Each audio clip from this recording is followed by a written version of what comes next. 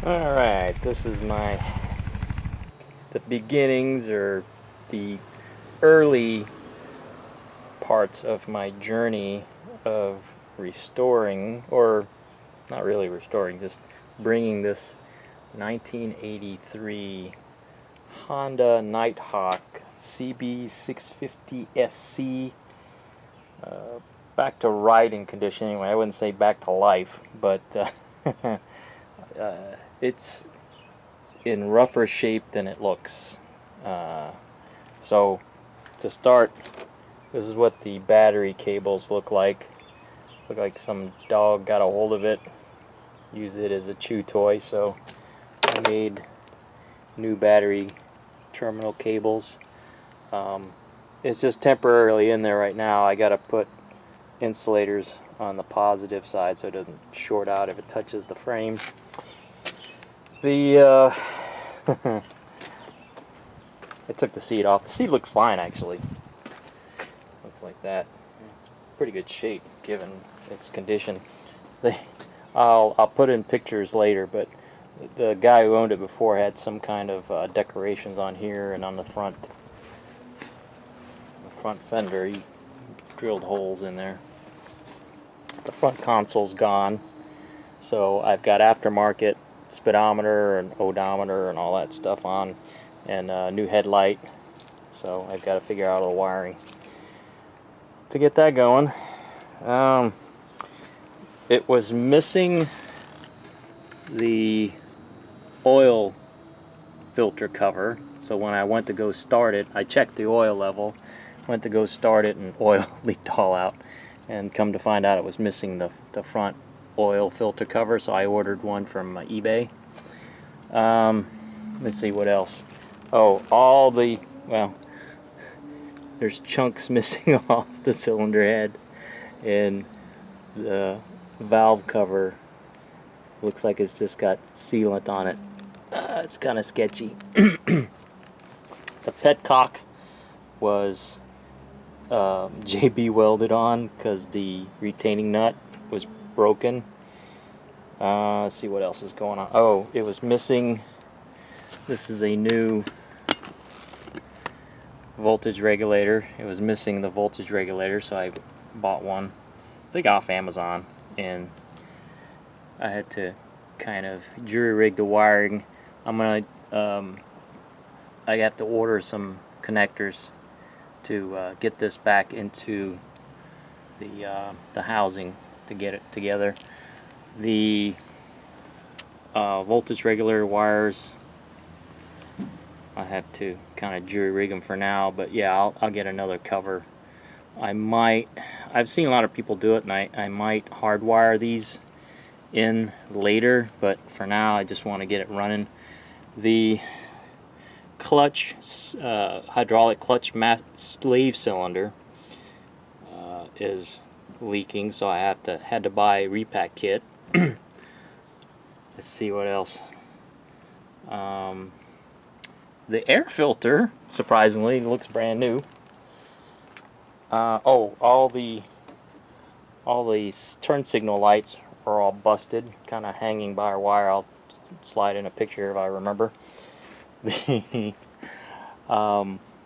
kill switch was one of the wires was busted off, and it just makes a connection.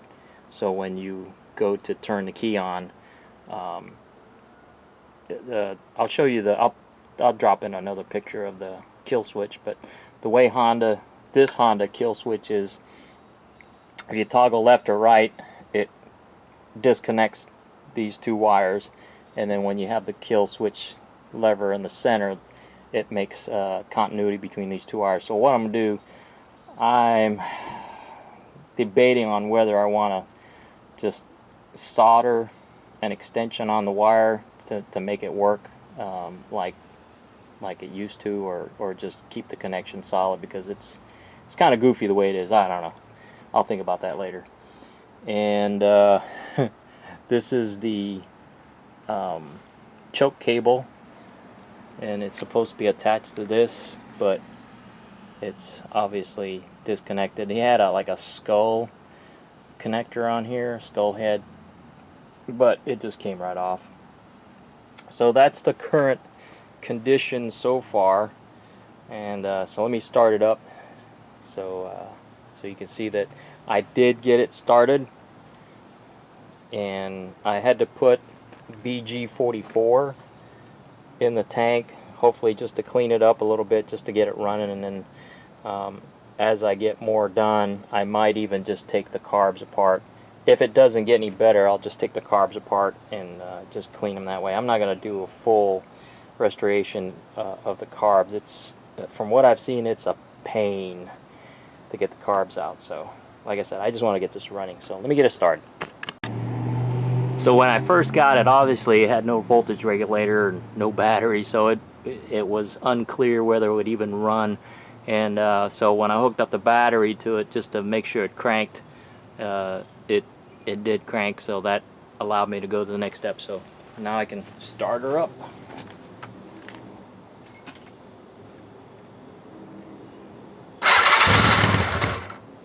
But the problem is it doesn't run unless you have the choke on. Hold on. I forgot I have to use my official choke cable holder.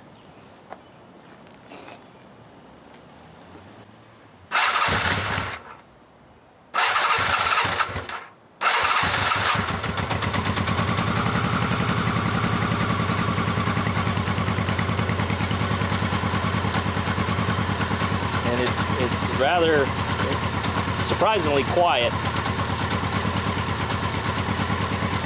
So now if I try to throttle it up, it'll die.